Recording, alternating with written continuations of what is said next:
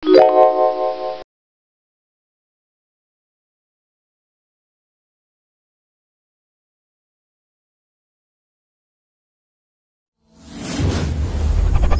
to Mahir Trading Live.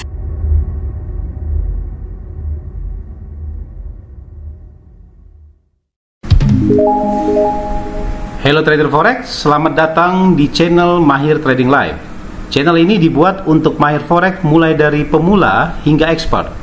Analisa ini menggunakan trading system supply demand imbalance. No indikator, no news, no volume, no fundamental, no earning announcement. Hanya menggunakan rectangle dan trend line serta dibantu dengan exponential moving average, Anda bisa mendeteksi pergerakan harga futures di semua time frame. Supply demand imbalance bisa digunakan di semua instrumen investasi di dunia seperti forex, gold, stock, cryptocurrency, stock index, CFD, commodity option, ETFs, bond, dan lain sebagainya. Mohon dibantu like, subscribe, komen, dan share agar channel ini dapat berkembang ke depannya. Perlu diketahui bahwa analisa ini sifatnya trading disclaimer, jadi hanya sebagai rekomendasi untuk trading harian dan mingguan.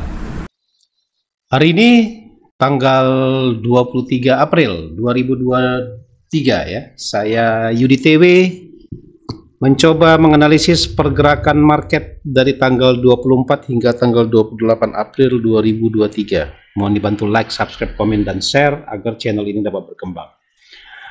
Sebelumnya, saya dari Mahir Trading Live, GTI, mengucapkan minal aidin wal faizin, mohon maaf lahir batin kepada teman-teman semuanya. Semoga amal ibadah kita dan bisa suci kembali ya. Dan kedepannya kita bisa sukses bareng ya di trading forex dan lain-lain. Perlu kami gambarkan bahwa sebentar lagi kita akan membuka pelatihan tentang supply demand imbalance ya, tentang buku saya. Nanti kita bisa share ya di grup ya, dan ini memang seatnya terbatas sekali, jadi bagi teman-teman yang serius ingin belajar, monggo silakan ya. Oke, kita kembali ke laptop bahwa pergerakan market kemarin itu memang sangat membosankan sekali ya kemarin ya. Jadi coba kita analisis dari fundamental dan teknikalnya ya. Jadi analisa ini menggunakan basicnya adalah supply demand imbalance, jadi kita mencoba untuk bermain di time frame H4, H4 ya, terus daily, weekly hingga ke monthly ya. Jadi memang hanya arah market saja di sini ya, bukan untuk trading daily ya. Oke, kita lanjut langsung aja ke materinya. Kita lihat dulu di economic calendar ya, economic calendar. Pada hari Senin 24 April kita lihat low impact semua, ada IFO business climate ya. Ini terjadi kenaikan dari 93 ke 94 ya. Jadi perlu saya jelaskan bahwa economic calendar yang tercantum di sini tidak menggambarkan bahwa akan terjadi market yang sebenarnya ya, tapi dilihat dari resultnya. Terus di hari Senin ini low sama medium, terus kita lanjut ke hari Selasa low medium semuanya ya. Nah ini yang high impact, ini new home sales ya, dari 640.000 turun menjadi 634.000 ya, dan ini cenderung stabil ya dari laporan di bulan Maret ya untuk penjualan rumah di Amerika. Terus kita berlanjut ke hari Rabu, high impact ini Australian Dollars RBA Trim Main ya, CPI-nya ya, CPI 1,7 malah terjadi inflasinya turun ya untuk kuartal pertama ya. Kuartal pertama ini mediannya 5,8, malah ini naik, sedangkan di kuartal pertamanya untuk wage mediannya 1,6 jadi 1,3, jadi ada penurunan inflasi ya. Inflasi turun itu menandakan bahwa ada potensi bank akan menurunkan suku bunganya ya. Ini ada telepon masuk dulu ya. Bentar. Oke, kita lanjut ya. Nah, dari suku bunga inflation rate untuk key on key-nya ya 1,9 turun menjadi 1,3. Jadi yang saya jelaskan tadi bahwa kenaikan suku bunga, Penurunan dari inflasi itu akan memungkinkan dovish ya, atau suku bunga tetap, atau malahan terjadi penurunan ya untuk jangka pendek, menengah hingga jangka panjangnya ya. Nah, ini kita lihat inflasi sudah mulai turun di Australia ya, dari laporan year on year, dan di bulan Maretnya, di laporan bulan Maret ini monthly-nya 6,8 turun menjadi 6,5 ya. Terus kita lanjut ke GfK Consumer Confidence untuk Jerman, minus 29 naik ya, ininya naik consumer confidence-nya dari minus 29 menjadi 27. Bank Austria Manufacturing PMI-nya 44,7 dan sampai 44,5 ya, ini terjadi penurunan ya di zona euro ya. Terus lanjut lagi yang kita cari yang high impact-nya aja, good trade balance dari minus 91, minusnya berkurang, berarti ada kenaikan ya di Amerika. Good trade balance, durable goods, order month of month-nya minus 1, menjadi ini jadi penurunan, semuanya terjadi penurunan ya, mungkin dari efek dari penurunan dari ini ya inflasi ya. Untuk hari Kamis kita lihat yang high impact aja, retail sales di Spanyol ya, 4 naik menjadi 5,5%. Malahan untuk employment rate-nya dari 12,87 turun menjadi 12% ya. Retail sales, malahan retail sales-nya naik ya, minus 3 menjadi minus 0,5. Terus lanjut lagi, masih low impact semuanya. Initial jobless claim ya, ini dilaporkan setiap minggu di Amerika. Ini laporan tanggal 22 April ya, berarti minggu kemarin 245 jobless claim-nya naik menjadi 250.000 ya. Untuk average-nya 240,5 ribu ya. Continuous jobless claim 108 ini cenderung stabil ya. Ini di hari Kamis, dan di hari terakhir di hari Jumat kita lihat di sini Bank of Z. Nah, ini cuma ada satu bank yang menaikkan mencoba menaikkan suku bunga, dan reportnya di sini stabil ya, maksudnya dovish ya, tetap ya, jadi tidak ada terjadi kenaikan. Jepang tetap memberlakukan suku bunga negatif ya di negaranya ya. Terus untuk GDP-nya year on year untuk ini negara Italia ya, masalah ya. Prancis 0,5 turun menjadi 0,3 ya. Terus North Rhine-Westphalia CPI year on year-nya belum ada reportnya juga. Untuk Swiss retail sales month of month-nya turun ya, dari 1,1% menjadi 0,8% ya. Year on year-nya malah naik ya, year on year-nya naik ya. Inflation rate untuk Prancis kita lihat di sini 5,7 tetap ya, stabil di 5,7%, dan Euro employment rate-nya untuk ini untuk negara Jerman ya, yang berpengaruh terhadap zona euro 5,6, ini cenderung stabil. Employment change-nya malahan tingkat pengangguran turun ya, dari 16.000 menjadi 10.000 ya. Terus ini belum ada reportnya, konsensusnya belum ada. Nanti mungkin di pas hari Senin sampai Rabu lah baru muncul ya angkanya di sini ya. Terus Saxony CPI month of month-nya belum ada juga data di sini, datanya belum ada. Inflation rate untuk Jerman ya 7,4 malahan turun ya menjadi 7,3 ya. Jadi dulu inflasi naik gila-gilaan, sekarang sudah mulai terjadi penurunan. Untuk di Amerika sendiri kita lihat core PCE price index month of month-nya tetap ya stabil 0,3%. Personal income month of month-nya 0,3 turun menjadi 0,2% ya. Apakah ini menandakan bahwa akan terjadi pelemahan di mata uang dolar kelanjutannya, atau nanti kita cek di DXY-nya ya. Oke, untuk economic calendar kita sudah bahas semuanya. Terus kita sekarang beralih ke DXY ya. DXY kita harus gunakan namanya Trading View ya. Bagi teman-teman yang berminat silakan diklik aja, ada situ pendaftaran di Trading View ya. Oke.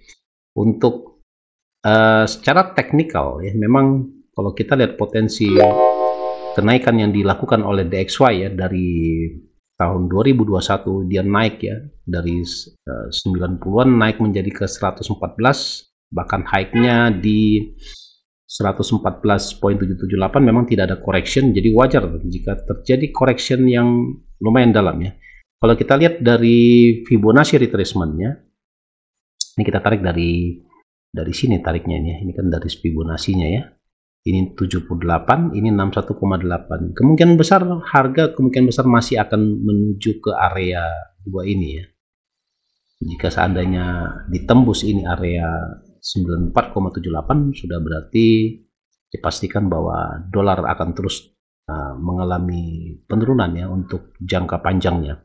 Tapi saya lihat di sini masih ada potensi yang baik di dolar. Ini kita aktifkan dulu ini ya. Sound screen-nya ya. Oke. Nah, jadi di sini area flip zone-nya memang sudah berada di area flip zone di sini. Kemungkinan besar memang harga akan masih run di daerah sini ya. Kita nggak tahu apakah ada gerakan kuat nanti ke atasnya, tapi saya yakini bahwa US dollar untuk masih jangka panjang masih akan terus naik ya, mungkin 2003 sampai 2024 ada potensi kenaikan ke sana ya. Oke. Terus untuk monthly-nya sudah, kita langsung cek ke weekly chart-nya. Weekly chart-nya di sini sudah kabar baiknya, dia sudah membreak area supply ya, dua base di sini. Biasanya price dia turun dulu ya menuju ke area demand. Dari area demand biasanya price akan lanjut lagi. Nanti kita lihat di sini apakah di break ini. Saya lihat sini sudah tereliminasi di sini. Kemungkinan besar masih akan lari ke area 100 ya. Mungkin belum cukup ya ke penurunannya.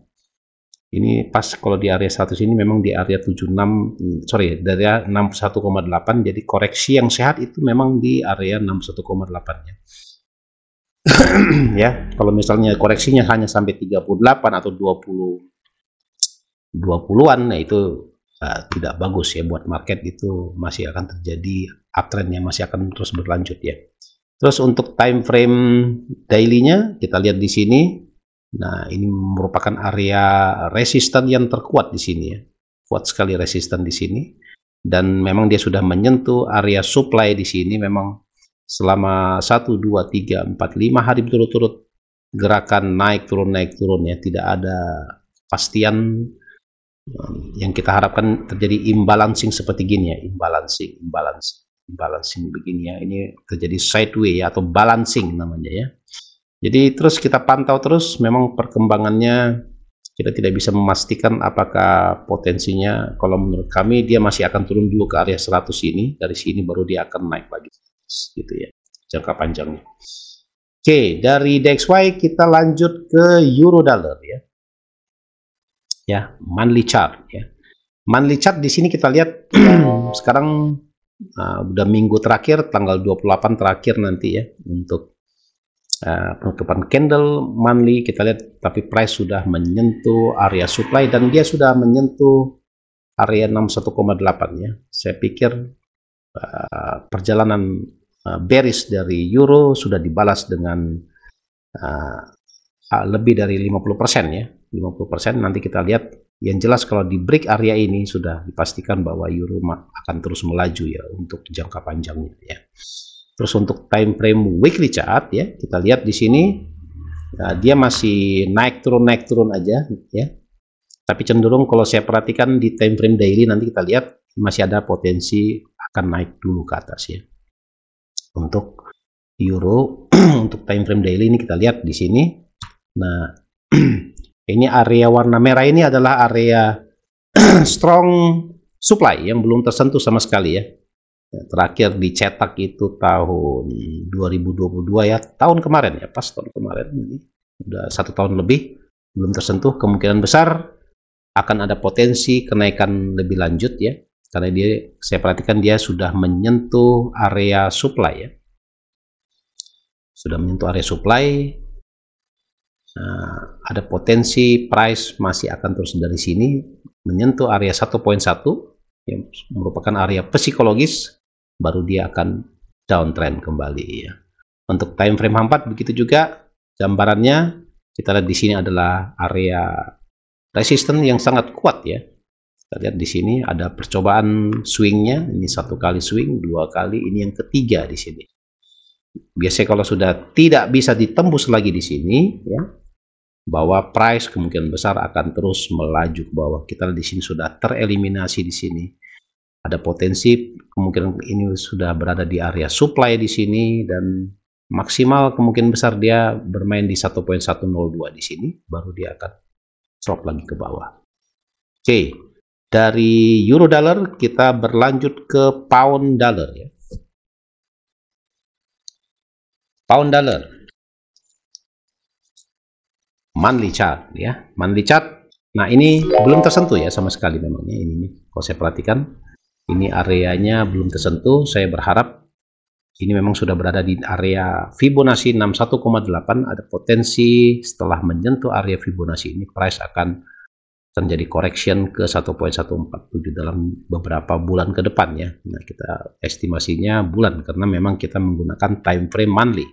Kemudian untuk time frame weekly, memang selama 1, 2, 3 minggu berturut-turut tidak ada pergerakan yang kuat, ya. Cenderung dia naik turun sideways-nya, tapi cenderung up, ya, untuk pound sterling. Mungkin besar kalau kita tarik tadi di time frame monthly, kita lihat di sini di area 1.256, ya. Di sini 1.256 di area, ya, ini area warna hijau ini, ya, sudah tersentuh beberapa kali, ya. Kalau menurut hemat kami ini sudah batas akhirnya di sini, ya, dan dia tidak mungkin akan lebih jauh lagi. Kalau kita cek di time frame daily chartnya, kemungkinan besar masih ada satu base yang belum tersentuh sama sekali, ya. Ini sudah tersentuh. Seandainya hari Senin terjadi area resisten ini bisa di break, kemungkinan besar dia akan naik dulu ke sini, dari sini baru dia akan turunnya. Karena kita ketahui, sadari bahwa sudah terjadi kenaikan sekitar 700 pip, ya. Kalau kita tarik Fibonacci retracement-nya, ya, swing high, swing low ke swing high, ini minimal ada correction di area 1.21. Kalau misalnya dia ingin naik, barulah dia akan naik kembali, ya. Oke, untuk time frame H4-nya kita lihat di sini. Nah, ini dia sudah menyentuh area demand, ya. Kemarin ada kemungkinan untuk Senin ada potensi price naik menuju ke 1.246. Kita lihat di sini area resistennya kuat sekali. Kalau misalnya pilihannya adalah jika dia tidak kuat, berarti dia akan turun kembali, ya. Jika dia kuat, ada potensi akan terus ke 1.26 di atas sini, ya. Oke, kita lanjut ke kawasan Australia, ya, Aussie dollar. Potensi pergerakan dari Aussie monthly chart, ya, monthly chart. Nah, ini sudah menyentuh area supply di atas sini, ya, supply. Di sini ada engulfing di sini di time frame monthly. Bulan kemarin juga gerakan tidak kuat, tapi kabar baiknya sudah meremove, ya, di sini. Berarti akan terjadi downtrend kembali di Aussie, ya. Dalam beberapa bulan ke depan kita lihat terus. Ini time frame weekly-nya juga memang sangat membosankan. Tidak ada gerakannya. 1, 2, 3, 4, 5, 6 minggu betul-betul tidak ada gerakan yang berarti dia bergerak di range yang sangat lumayan, ya, 242 pips naik turun harganya, ya. Dan di 4 minggu terakhir, 5 minggu terakhir malahan gerakannya hanya 200 pip naik turun. Tidak ada gerakan yang berarti di Australian dollars. Terus ini kita lihat gambarannya di time frame daily-nya. Memang saya jelaskan gerakannya tidak selama ini 1 bulan, ya, ini 2 bulan. Nah, ini hampir 2 bulan di sini gerakannya memang tidak ada gerakan yang kuat, ya. Jadi dia naik turun cenderung, tapi ini sudah di break di sini. Ini kita lihat cenderungnya setelah dia di sini kemungkinan besar price akan naik dulu ke area supply di sini. Untuk time frame daily, terus untuk time frame H4 kita lihat, ya, time frame H4 dia sudah menyentuh area supply di sini.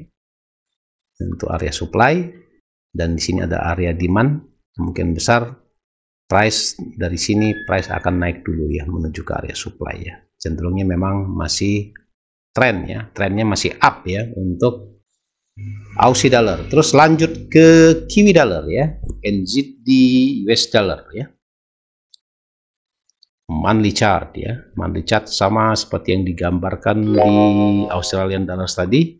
Ini sudah terbentuk new supply baru, ya, tapi belum close candle, jadi masih bisa ada perubahan yang kita beracuan kepada close candle ya. Untuk Australian dollars ini sudah kenaikan ya, ini 1000 pips ya minimal correctionnya. Kalau kita tarik Fibonacci retracementnya dari swing low di sini ya, dari swing low sini menuju ke swing high di sini ya, minimal di area 0.58 ya. Jadi masih ada sekitar 243 pips lagi untuk Australian dollars ya.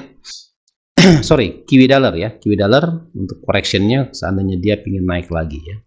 Kalau saya perhatikan ini kemungkinan besar price akan down ya, karena saya ketahui bahwa di sebelah kiri sudah terremove ya areanya ya. Untuk time frame weekly chart, nah dia sudah menyentuh area ini 61. Ini kita salah ya, ini Fibonacci dari sini ke sini ya.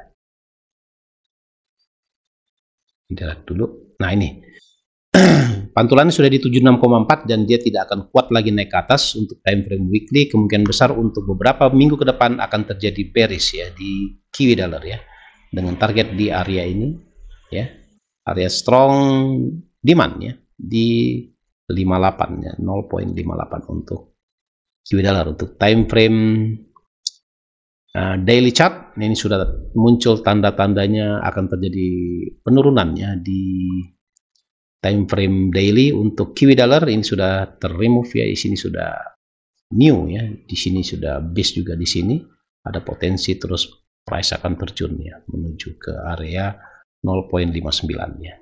Untuk time frame 4 juga bersama ya, ini fresh kemungkinan besar hari Senin akan terjadi koreksi dulu ke 6189 dan kemudian akan turun terus ke 0.622 ya, 60 ya. Terus dari direct currency kita ke indirect currency adalah dolar yen. Potensi apa yang bisa kita lihat untuk dolar yen monthly? Kita lihat monthly acuannya memang di sini ya, candle ini acuannya ya. 2 bulan yang lalu ya. Nah ini akan menggambarkan bahwa setelah dia menyentuh area supply ya. Nah ini kita lihat sudah 61,8 dia. Sudah sehat ini market ya, dari swing low menuju ke swing high. Ini kita tarik garis ya Fibonacci-nya, dan biasanya ditarik naik turun dulu ya. Kepastiannya itu kita lihat di time frame weekly. Di time frame weekly chart dia ini respected di sini, ada kemungkinan ini sudah terremove, ada kemungkinan price masih akan terus melaju ke 139 dalam beberapa minggu ke depan ya. Untuk time frame daily chart, nah ini dia sideway up ya, cenderung naik ya harganya, dan dia sudah menyentuh area demand, terus naik lagi, dia sideway 1 2 3 4 5 naik turun, tidak ada kepastian pergerakan, menunggu investor yang datang yang bawa uang gede gitu ya. Terus ini tuh sudah terbentuk new demand baru di sini, ada potensi untuk hari Senin akan terjadi kenaikan ya. Ini sudah terjadi kenaikan kurang lebih sekitar 450 pips ya. Untuk ini sudah di area flip zone-nya di sini, dan ada potensi price akan naik ke 136. Terus dari dolar yen kita ke dolar luni ya, US dollar Kanadian, dan ini dipengaruhi oleh harga minyak ya. Kalau harga minyaknya turun, cenderung cardnya US dollarnya menguat, cardnya melemah ya. Kita lihat ada pelemahan.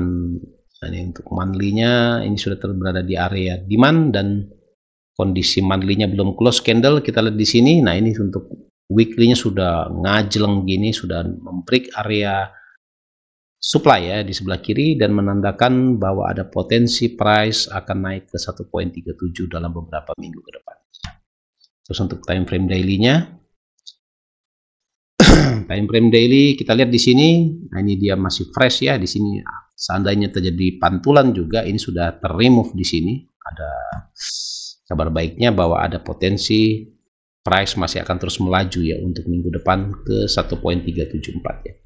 Dari sini kemungkinan besar dia turun dulu ke flip zone, dari flip zone baru dia naik lagi ke 1.38. Dan ini membutuhkan sekitar 1 bulan mungkin ya, 2 minggu hingga 1 bulan lamanya ke depannya. Terus kita lanjut ke yang terakhir ya, untuk time frame 4-nya terbentuk new ya, ini sudah fresh sekali ya. ini kuat sekali larinya. Seandainya juga terjadi koreksi, tinggal tarik aja dari swing low menuju ke swing high di sini. Ada potensi correction hingga ke 61,8 di area flip zone di sini. Ya bisa lah, untuk ini akan terjadi koreksi 140 pip baru Anda menempatkan buy limit di area sini. Dari dollar CAD kita yang terakhir adalah dolar Swiss ya.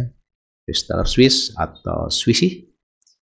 Monthly chart ya, monthly chart memang price setelah terjadi selama 2 tahun bullish ya. Penguatan dari dolar terjadi penguatan ya di Swiss ya, memang ya jadi penguatan Swiss. Jadi 2 tahun ditutup ini hanya ini berapa candlestick, cuma 6 bulan ya, kenaikan 2 tahun ditutup hanya sampai 6 bulan aja ya. Dan menurut kami mentok di sini ya sudah ya harganya ya. Dan untuk time frame weekly ini sudah tidak kuat lagi, kemungkinan besar dengan penurunan ini akan terjadi koreksi yang kuat ke depannya untuk dolar Swiss ya menuju ke area sini ya. Terus kalau kita tarik Fibonacci retracement ya dari swing high ya, tarik sini menuju ke swing low di sini. Minimal correctionnya ada di area sini. 96 jaraknya dari current price sekitar 700 pip ya.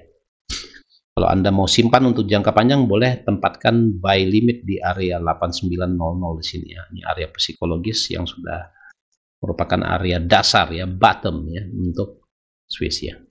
Untuk time frame daily, nah ini kemungkinan besar ada potensi untuk penurunan dulu ya, penurunan ke area 88 di sini.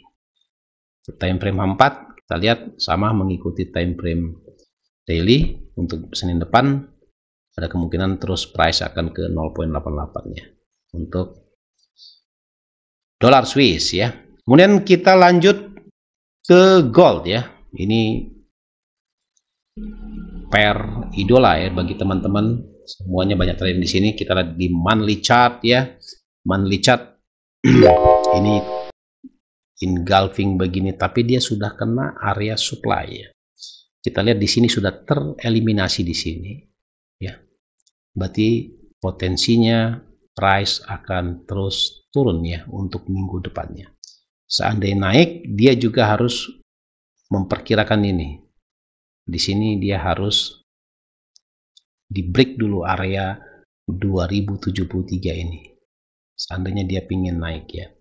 Kalau kita lihat dari formasi candlestick di time frame weekly chart ya, ini sudah mulai ada terjadi penurunan. Tapi ingat, gold ini bahaya ya. Jadi Anda harus menggunakan stop loss jika bertrading ya.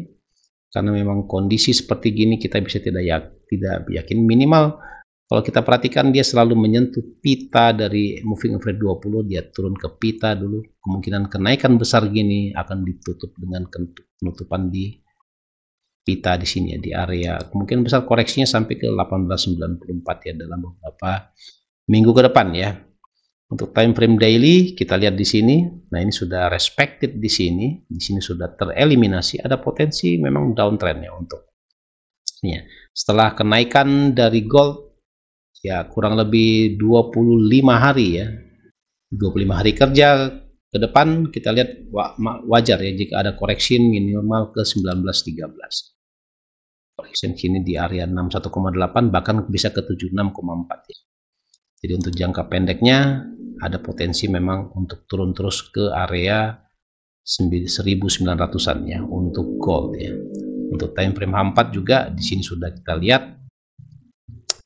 Mana deh, hilang lagi nih. Ya, ini fresh ya, ini tapi belum tereliminasi di sini. Ada potensi pembalikan dulu ke 1994, dari 1994 baru dia akan turun lagi ke area 1950. Gold ya. Oke, dari gold yang terakhir kita bahas adalah oil ya. Monthly chart ya, monthly chart price sudah menyentuh area supply ya. Tapi dia belum close candle, dia sudah menyentuh area demand. Penurunan ini minimal ada terjadi correction ke area 100 lah minimal ya. Tapi kalau misalnya dia mau lanjut, kalau kita lihat gerakannya untuk ini dari swing low menuju ke swing high minimal memang sudah di 61,8, tapi kita lihat flip zone-nya ini masih di area 58 ya, belum tersentuh ya. Low-nya masih di area 65. Untuk time frame weekly Nah, ini sudah terjadi gap kemarin, minimal correctionnya juga kita lihat di 61,8 ya. Setelah di sini kemungkinan besar dia akan turun dulu ke area sini ya, 38, baru dia akan naik lagi ke 89 ya dalam beberapa minggu ke depan ya. Untuk time frame daily chart, nah ini dia sudah mulai terjadi, tapi menurut hemat kami dia harus jatuh dulu ke area 75. Anda boleh menempatkan buy limit di area 75,6 ya. Terus lanjut lagi terus ke time frame H4. Time frame H4 ini dia respected di sini. Kalau kita gambarkan, ini adalah area demand-nya di sini ya. Area demand, dan ada potensi akan terjadi kenaikan dulu. Karena memang gitu. Karakteristik dari oil itu, dia kalau turun terus, kalau naik terus ya. Ini wajar, setelah terjadi gap ada kenaikan, memang ada potensi memang untuk naik kembali.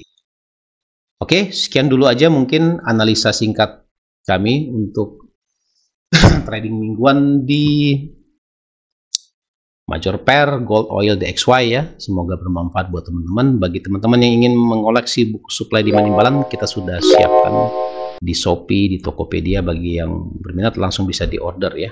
Dan semoga bermanfaat bagi teman-teman. Mohon dibantu like, subscribe, komen, dan share agar channel ini berkembang.